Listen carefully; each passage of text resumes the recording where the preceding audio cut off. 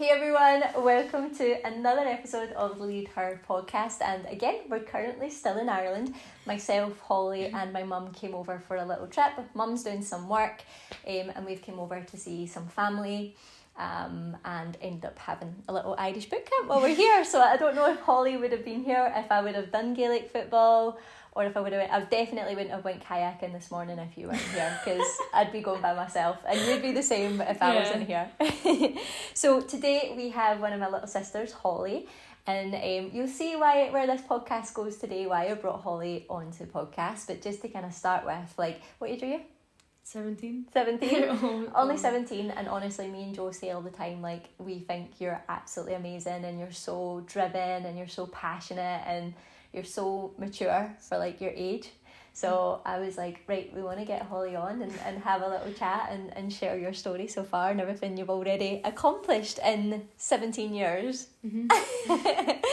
Amazing. So why don't we just kind of start with what you do and how you got into playing football? Yeah, let's go. I started playing football when I was like really young, like 7 or something, and it just kind of got brought about by at school, just in the playground and stuff. Obviously at lunchtime you just kind of get thrown outside, like, do what you want to do, and everyone just has their wee cliques of things they do. And we were just, me and like the boys would just find this wet sponge ball and just play like cuppy against the wall. So it kind of went on like that for a bit, and then one of the boys' dads, there was no like good local teams, so one of the boys' dads started a team, so everyone from like the primary school and like all joined this team, and that kind of just started where it started off. So it was just playing with boys. Was there any other girls that played at school as well, or just yourself? No, just me, and just little games every Friday night, and then it just kind of turned into a team where we play at weekends and stuff.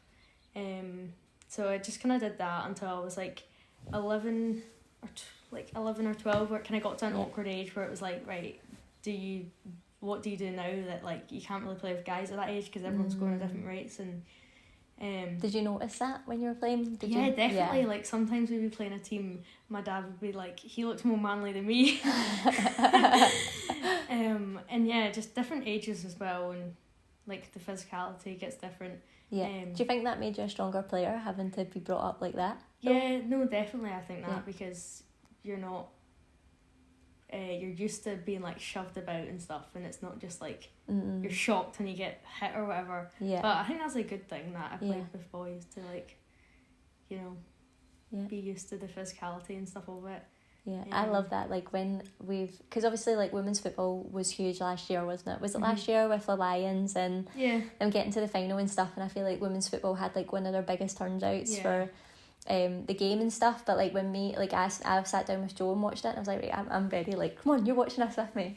And he's like, bloody hell, they're really good. And he's like, they're brutal. Like, and do you know what I love? And the reason I stopped watching football, like men's football, I used to be really into it when I was younger, was that like you literally go like that and they fall over and they're like, and when you were watching a women's sport, like they were getting tackled and they were just straight up, straight after it, like there was no time wasting. It was just like, it was just so amazing to watch. And a lot of people say like that's why women are like that. Like we do have a higher pain threshold for one, but also maybe a lot of women that we see playing football now have been brought up playing with boys, really, and they're used to that physicality of it. I definitely think like most professional women footballers now, you'd ask them, they played with boys or like against boys. Like that's really common. So when we were in primary school, so the girls were actually not allowed to play football.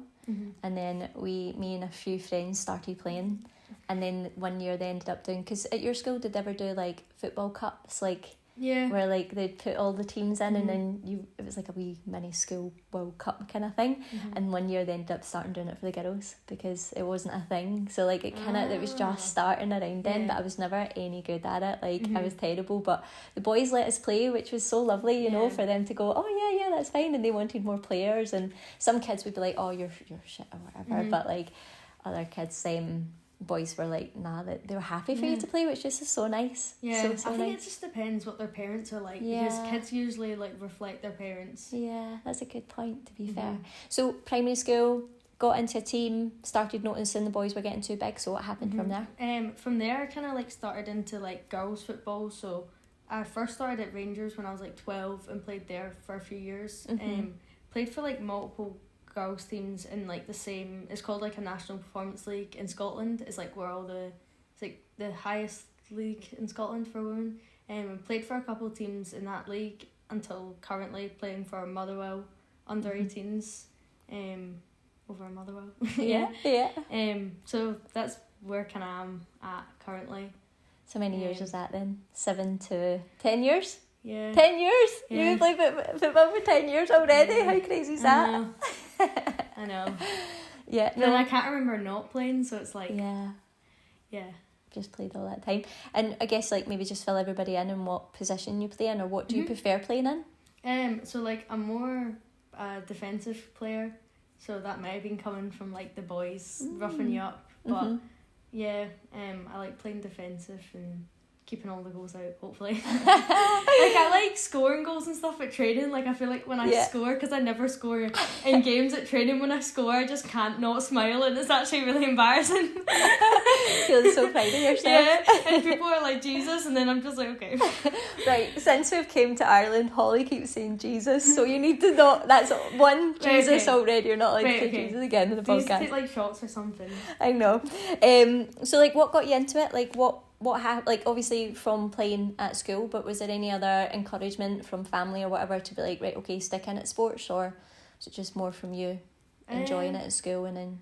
Yeah, I'd just say like was enjoyable.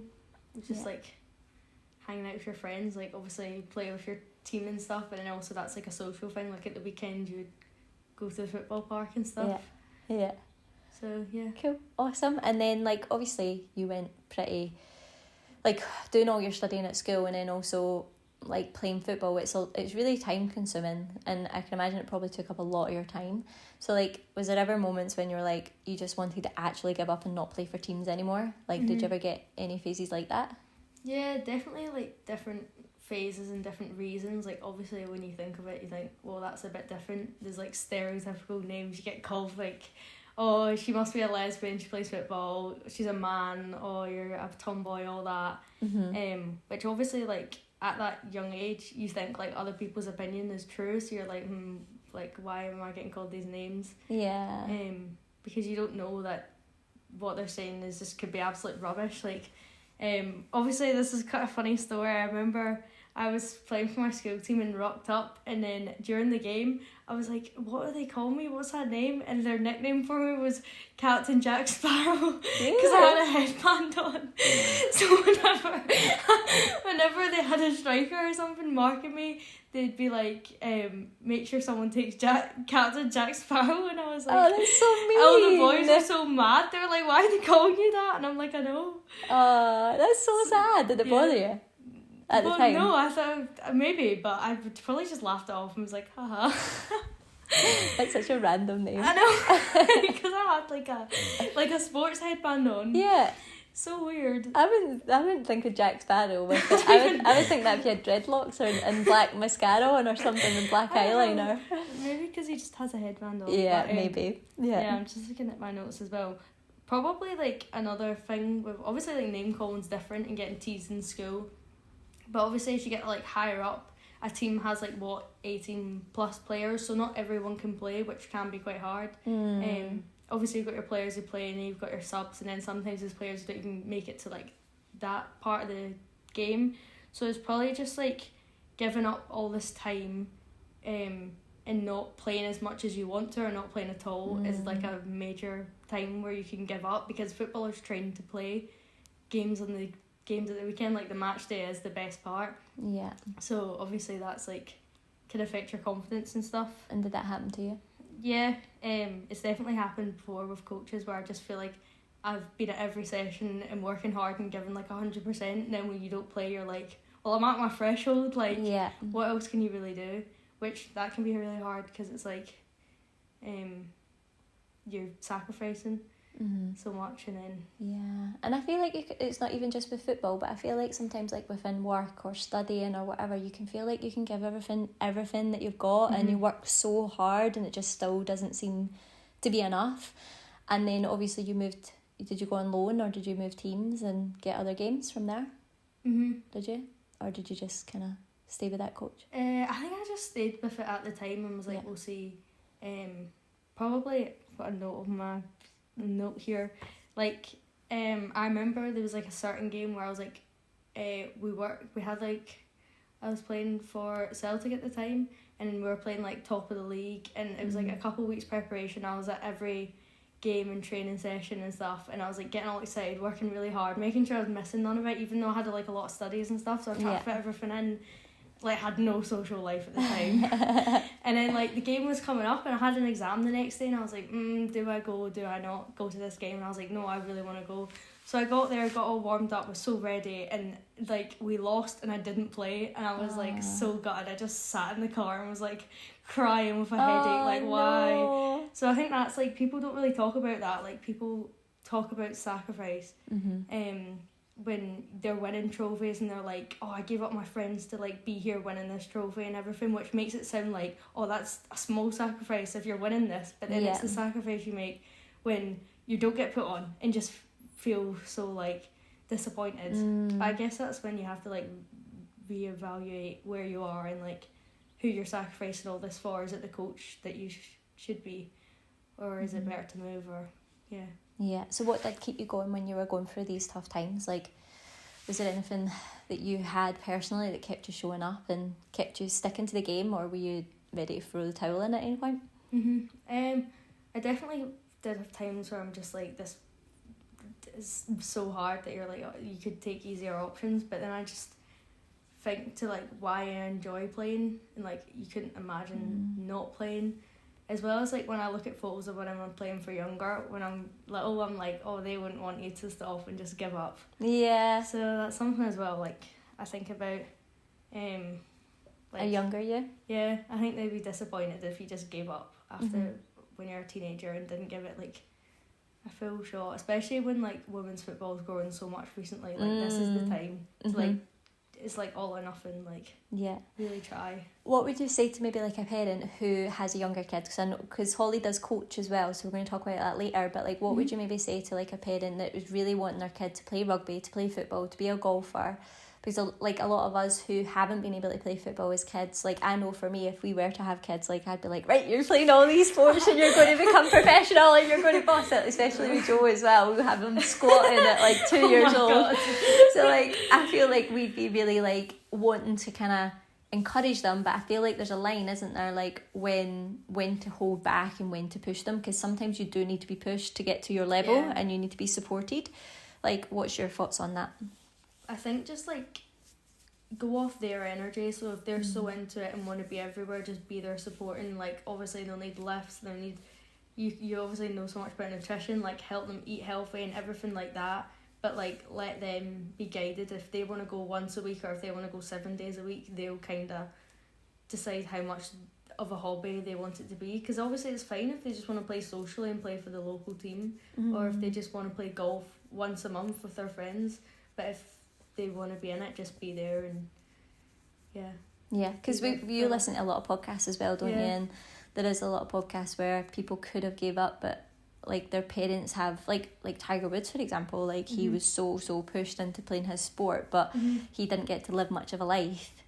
So I think it's like a really fine line, isn't it? So maybe your biggest advice would be like, try and encourage them to do it at least once a week, then give up completely, and when they feel ready they can pick it back up again, I guess. Yeah, definitely. They will obviously appreciate it. If you don't let them quit, they'll be like, I'm glad I didn't quit. Yeah, totally. But then it's also hard at the time if you're pushing them and they're just not wanting to do it. But I guess everything's like circumstantial. Yeah. Is that a word? I don't know if I can say something.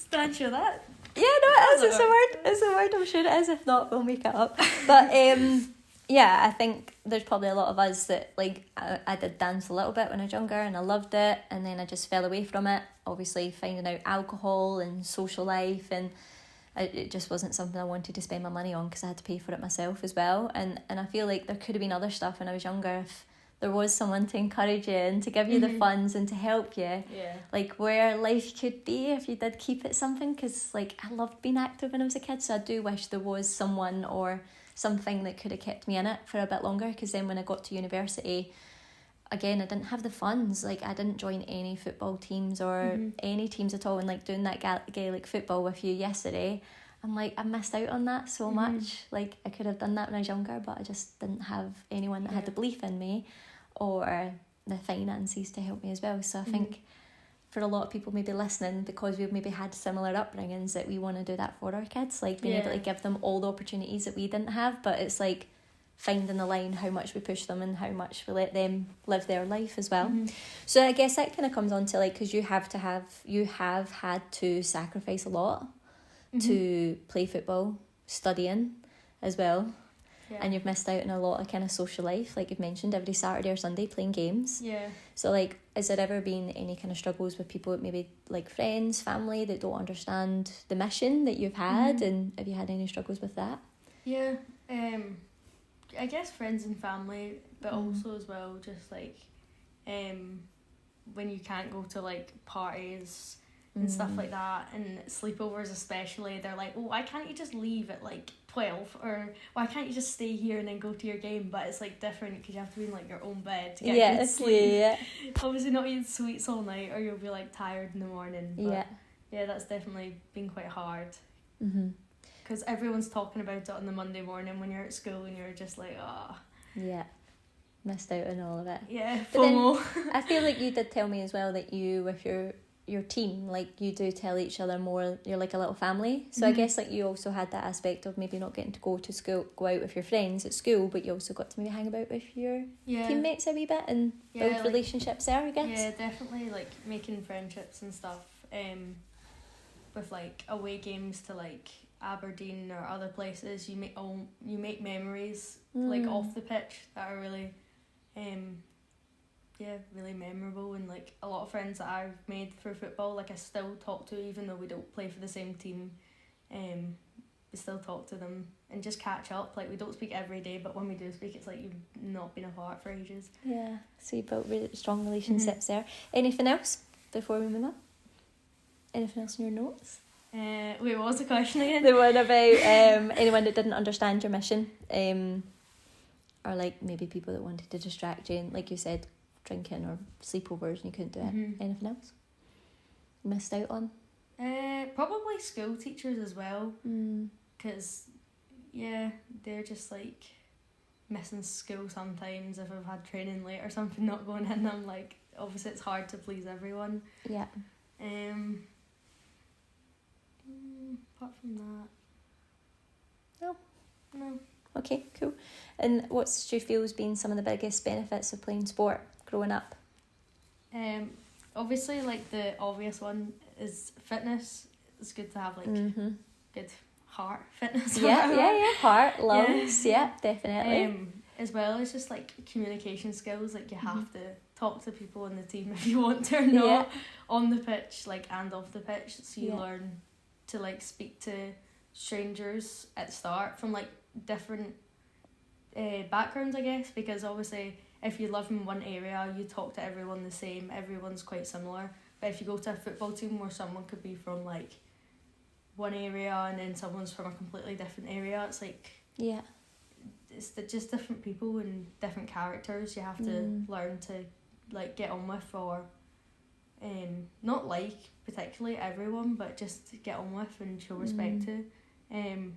Another benefit would definitely just be like, it increases your confidence because you're put in uncomfortable situations like a lot. I said to Leanne earlier, my dad was really bad for this when I was wee, so like obviously if we have work and everyone would help each other out for getting to training and stuff, my dad would just come in and be like, oh, by the way, so and so's taking you tonight, and obviously at that awkward age, like 13, 14, you're like, oh great, you're gonna have to like make small talk in the car and talk and have to actually have conversations, and like, I don't know how to describe it. It's just good though that you're in them situations, talking to adults and talking to other people. Push out comfort zone at a young age. Yeah, it does. Stuff that you don't learn at school. Literally, yeah. As well as like travelling to games and interacting with just different people does increase your confidence in the long term, definitely. Yeah. Amazing. Right, any others? Biggest benefit? Yeah. Another benefit obviously would be like it is a release to like other stuff. So it's like if you're stressed studying or whatever, you can just go to training and forget about it, or like relate to all the other people who are like struggling with the balancing, or just struggling with schoolwork. Like it's nice to talk to other people. Yeah, they do see say that it's not just you. Yeah, and they do say like obviously breaks from studying are really good for you, but exercise is really good for brain health as well, and retaining information. So like constantly hitting the books sometimes isn't the best thing, which we all kind of know. So it is good even for people maybe listening to this that do work in an office and don't exercise as much. It's like, I know you don't have time to exercise and you're maybe super busy, but you're actually probably going to be more productive if you're like, right, I need to be out here for 5 to go and play netball or football with the girls. And that also just gives you that break from work, that if you were to come back to work, you're refreshed and you're refocused and you're ready to go. Sitting at the desk all day long, you probably get less done, so, and everything slows down. So it is good to know that there is that contrast with exercise and studying.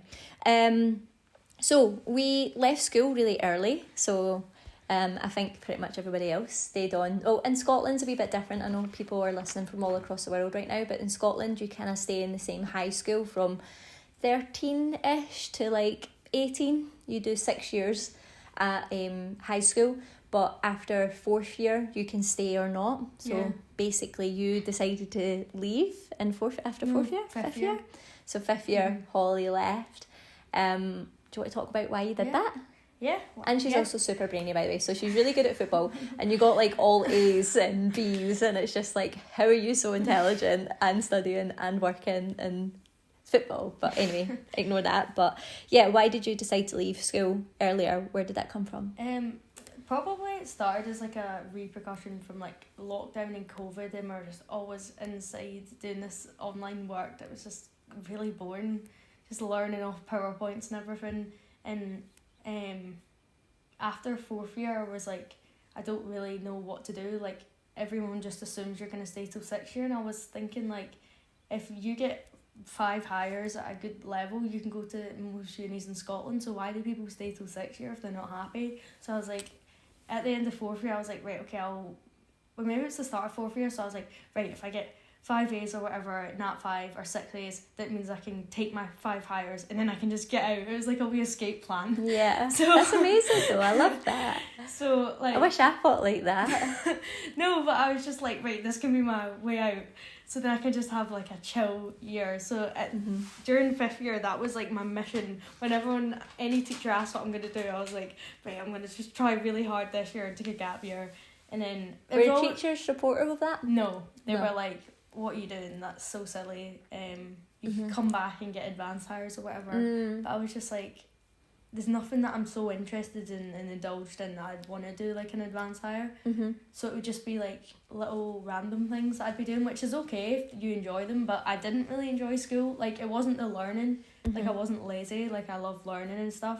It just felt like you were there for so long. It was like 9 to 4 every day or whatever, and it just felt like you were just there, and it didn't always feel like the most productive way of time. So I was just like, if I can get what I want, then I can leave. And that's what I just kept thinking whenever I couldn't be bothered studying. I would be like, I just think about next year. Like there's a quote that's like, work hard today and do your future self a favour or something. And I'm like, every day I was just thinking that, like, I can't wait. And now we're here in Ireland and my friends are studying in 6th year. You could be in school and you'd be stressed out studying and doing advanced hires and stuff you didn't even need to or want to do. Yeah. But you only came around that discovery with COVID, didn't you? Yeah, it definitely and was. Why was COVID. That? Probably everything just because everything did slow down, and you had this day that you had to schedule with things. So it kind of made me realise like, you get to pick what's in your day and what's important to you. So once like school went back, like I knew I had more of an idea of what was important to me, like training and what type of things I actually like to do with my friends. So at that point I was like, I'm gonna have like a year to figure out what I enjoy, what I don't, like how I want to actually spend your day. Because I feel like when you're so on autopilot of school, like it was just always school and football, that I didn't actually know like what I wanted to do. Like it was just arranged. Yeah. But then obviously now it's like you always say like, oh, I'll do this if I have more time, but like I've had this whole gap year. If there's something I've not been doing, it wasn't that important, let's be real. Like if I really wanted to do it, I would have, which I definitely have been doing more things that I enjoy. Like I play guitar as well for fun, and I'm not very good, but it's completely for fun. Completely for fun, but like as well as just reading books and stuff like that, that I've had more time to do. And just like more like exist. But I have been really busy as well, but it doesn't feel like busy because it's stuff that makes me like happy and like feel alive. And you also kind of said as well, you touched on this a wee bit when we're like, have you making Holly drive everywhere because she's passed her test recently? So obviously like when you're just past your test, you love driving, so I'm just like, right, you drive and I'll be a passenger princess this whole trip. So we've just been chatting while we've been in the car on our little adventures, and you were kind of saying like in a way like you feel like it used to be like, right, you have to play football and you have to do teams and you have to do games and everything was all you had to, whereas I feel like right now you're like, right, I'm never maybe going to get to come to Ireland with Leanne and mum again, or Mary, or mum, I say mum, you're never going to get to do that again. So like you're maybe taking more, like trying to find that balance of like living a little now, and definitely maybe getting that from not being at school as well, is just being able to spend that time living and working and definitely stuff. It would be like Holly had training or whatever, she can't go, like obviously your parents kind of decide your schedule for you when you're younger, but now I just think like I'm moving away to uni in a couple months, and I think in 5-10 years, like I think future Holly, when she looks back, will she remember a week with Leanne kayaking Gaelic oh my football? God, like best week ever. Or will she remember maybe like that 2 training sessions? Like it's very important to be consistent, but then I also think want to look back and have all these childhood memories, like definitely. I think that's important. Yeah, cool, I love that. Anything else you want to add to leaving school and any learnings with COVID and having a little year break? Probably just like recommend it if you're kind of feeling lost or not sure what's important to you, what you actually enjoy doing on your own as well. Like I've spent a lot of time on my own because my friends are at school, like they're studying now, so they're quite busy, but I don't mind doing things alone and like that's a good point, really good point, thank you, amazing. So you now do a bit of coaching, so you're kind of getting to see from you growing up and all the different coaches you had and the different approaches you had, you've been kind of learning from all of them to coach kids to be more confident in their own training. So like what kind of approaches or what have you kind of learned from doing that? I've definitely like learned a lot from coaching. I did volunteering for like 2 years at my local girls club where I stay, which is like the Barton United, and I also do it as like a job for like Easter camps and stuff like that. From like volunteering, I feel like both people get something out of the coaching. Like they obviously get to play and have someone there to train them, but also I get stuff out of it because it's like I always leave the sessions feeling better because I've gave up time for someone else. Like obviously teenagers are very selfish typically, so actually doing something for someone else for once can make our mental health actually better, like helping other people. Yeah, they do say that like us being kind to people and an act of kindness makes us feel good. It gives you endorphins, like actually helping people. Because you see them, like their little faces light up when you come in. Like if I won't be there for like a couple of weeks because I'm busy, and they'll be like, "You've not been here for 4 months," and I'm like, "What? I was here last week." Like they notice when you're not there, which obviously feels really good. Yeah. So yeah, just try to make it like a positive place, and be a positive like female role model. Because I've only had like maybe 1 or 2 coaches who have been female the whole time, and like just like a positive place where they feel listened to as well, because obviously you have to discipline them, but they're there to have fun, and playing football should be fun, not stressful or make them feel sad. Yeah. And what do you do with any parents, sideline parents? Oh, there's a couple. What do you do with that when their parents are maybe being a bit too hard on them? I do say to them, like, come on now, you need to calm it. Because I'm just like, well, I wouldn't like it at my age to be spoke to like that, so you shouldn't really be speaking to them, because, they just feel stressed. Like, they have to just let them make mistakes and run about and chase the ball at once. So do you feel your approach is have fun and you'll get better? Do you feel that's your coaching approach, is like making sure everyone enjoys themselves and you'll get better? I would say, like, they work hard and have fun. Mm-hmm. They're, like, two things I always try and bring to them when I'm taking the kids. Just, like in the wee games, work really hard and just run up and down and get loads of touches of the ball. Yeah. Where do you coach, in case anyone listens wants to bring their kids? I coach at Dumbarton United. It's the under 10s and the under 12 teams. They play at OLSB, which is like a school, the outdoor pitch, and then the wee ones train indoors. Mm-hmm. And it's fun. It's cute. Anything else you want to add into coaching experiences and coaches you've had and how you're building their confidence up?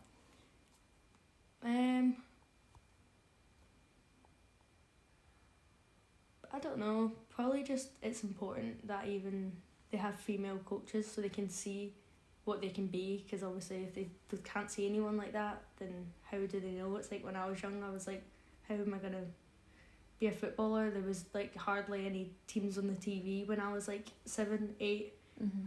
Like I remember the first Women's World Cup I went to in France. That was the first time I really saw people at women's football, to be honest, and that was really nice for like all these people to be in France actually watching women's football, and they're not just guy supporters that have been given free tickets or whatever. So yeah, just being there. Me and my friend took obviously the Easter camp for the kids, for like there was boys who were coaching, but I also think that's important too, for like me and someone else my age who are girls to be coaching a room full of boys, so they have respect for it and they know like that we're just equal to guy coaches and should be treated equal, and they definitely were listening, and as much as it was if it was a guy, so that's a good thing, because it's definitely changed since I was wee. Massively, it's changed hugely. Like even like when you watch the football now or you watch rugby, there's like female commentators now, whereas like see when that first came out, people were like, what is this? Like this is a joke. Like who is she to like be able to speak about this? And it's like, what? She's probably watched more football than you her whole life, and she's more interested. She's probably worked so hard for it, but it is just incredible to see the way sport's changing for women, like overall commentary wise, presenting wise, and just in the sport as well. And it's only going to get better because there's people like you coming through and little girls looking up to you and seeing you play. Yeah. It's amazing. It's really amazing. And I guess like it also depends on the country. Like you said, you went to France, and there's probably a good audience there, but also kind of brings us into your next question, because you're moving away. You're leaving me. You need to take me over for America camp. But I'll get you doing other things. Yeah, so Holly's moving away, and you've mentioned already you're going to university, but like football is, or soccer, is huge over in America, and I can imagine if you were a little girl brought up there, you would see how huge it was, and you'd be so driven and you'd be excited to do it. It's a total different upbringing from us. So definitely. Yeah, do you want to fill everybody in and what you're doing and why you decided to go to America? Yeah, sure. Well, for a couple of years now, that's also probably another motivation that I wanted to do well in school. So I'm doing a football scholarship, and obviously if I left in 5th year, it's giving me like a year to save up some money to take and stuff.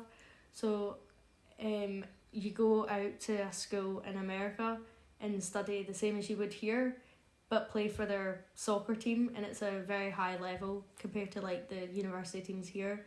So the motivation is like you are a student athlete and you play football or soccer and study at the same time, which really appealed to me because I do love learning, and I'd still get to play football with like my whole teammates around me who are also into that, which will be really fun. So I'm going to Meriden College in Mississippi in end of July. So I'm leaving.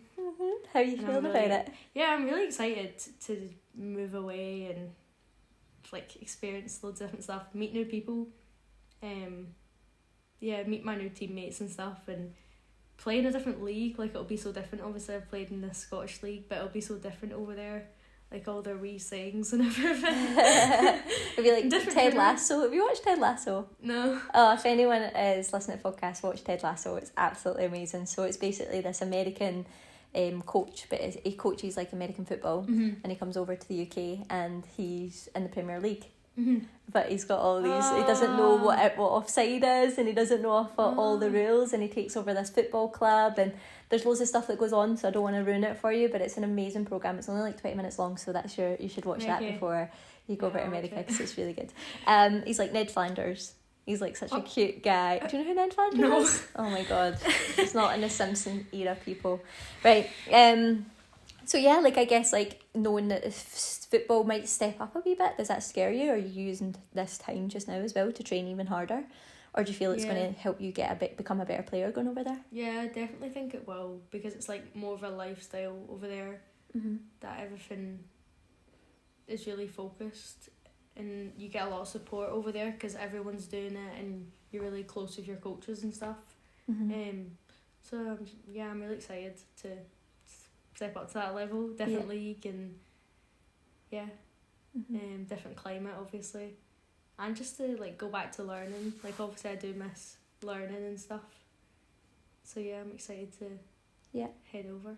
And what's the thought process after football? Like, I know we just discussed that a little bit the other day, but you do have a wee bit of a plan, but you're also just seeing where life takes you. But what's your thoughts with the studying side over there? So I'm gonna take like kind of engineer classes, so like physics and maths, just stuff like that. Don't look at me like that. Just You're so like smart. It's a good thing. Just like brainy kind of things. Like, I don't know, like, I'm interested in sports and stuff, but just something different. Like, I feel like it's like two different brains, having like learning about like maths and being in a classroom, and then being outside playing. Like, it's different. Yeah, because you were saying that you did think of physiotherapy, but you felt like it crossed over to football too much, and you wanted to kind of have a complete escapism from, like, divide it up to like, right, this is football time and this is study time, and don't kind of clash. So from a studying perspective, what are you going to do on the study side? So we know we're going over to play football, but what are you interested in kind of doing after university? I'm interested in like maths, like physics, chemistry. I want to take them kind of classes to gear up for like a engineering degree. Yeah. Just something really different from football. Something super, super smart. No. I would just say stuff like this. But yeah, so you want to do engineering? Yeah. Possibly? Yeah, possibly. Yeah. And why are you thinking of that? Like, if you don't get professional at football? Yeah, I guess it's just like, I always like to have like kind of backup plan, I guess. Obviously, like, women's football careers aren't making like millions average yet. Yeah. But obviously it's just good as well as like when I retire to have like, you know, to have a degree in something with like a really good income. When I get to that point, you just something like, you'll never know what will happen as well.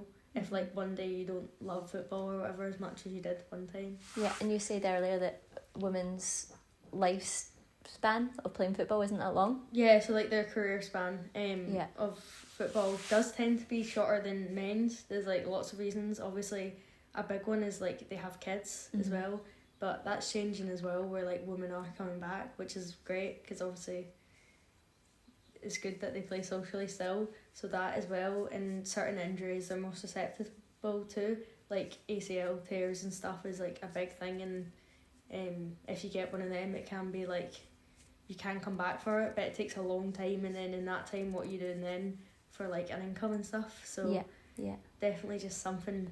How did you decide that you had to have a side project alongside football? Because I don't know if it's a boy thing, but I feel like boys are like, they just want to be footballers and they don't think about anything else. Like, what gave you that thought process of like, you need a backup plan?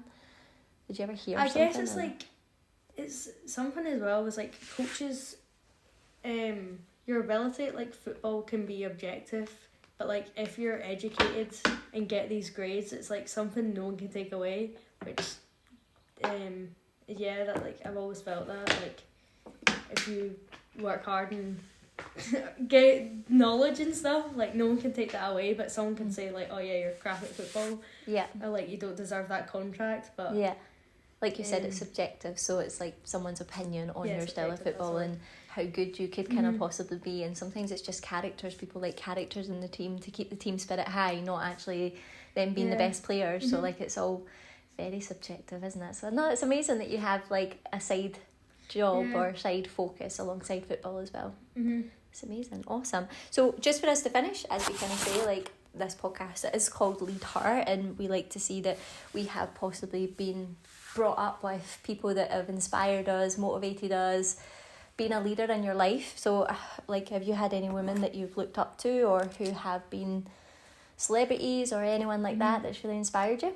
I've wrote a couple here. So like the first one, obviously, I don't know, I think you have seen it, the Katie Taylor documentary. Oh, I love that documentary. It's like, amazing. Yeah, I really like her. She's badass. She works bloody hard. She does. So Katie Taylor, is it on, I don't know if it's on Amazon or Netflix. Netflix. Definitely watch that after listening to this. Yeah. I look up to her because it's the hard work as well, and it's just like the realism. Like she doesn't pretend it's easy. Like, she shows parts where she falls out of her dad in it. Like, it wasn't a linear journey for her. Like, she lost fights and thought, is this me? Like, have I peaked? Went to the Olympics and everything, and then is this the downfall? But no, she's still on the upward now. Like, getting big crowds, guys being on her undercard. So yeah, I really look up to her as well. Just because she doesn't give up.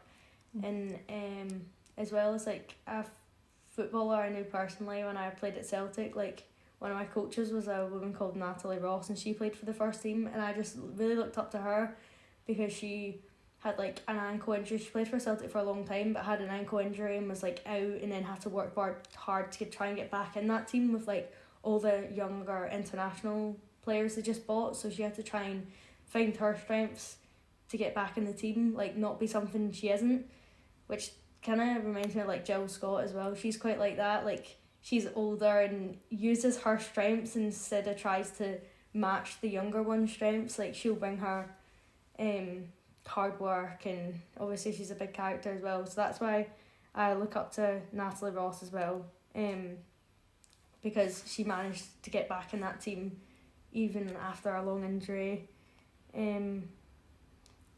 As well as just she kind of taught me, what she pulled me aside and was like, you need to just like practice the basic things a lot, and just keep practicing them when you've got spare time. Just keep practicing them. Like, it's just really basic stuff, but I do it, and it's because of her. Like, she said that to me, and she was my coach, and I just felt like I've had a lot of coaches that I'm like, yeah, I just feel like a number to them, but with her, like, I really felt like she thought I was good and believed in me, and really, inspired you. Yeah, I really like her, and obviously she works hard. Like, I don't play for Celtic anymore, but whenever I see her name on the team sheet on social media and stuff, I'm like, yes, they're gonna win today.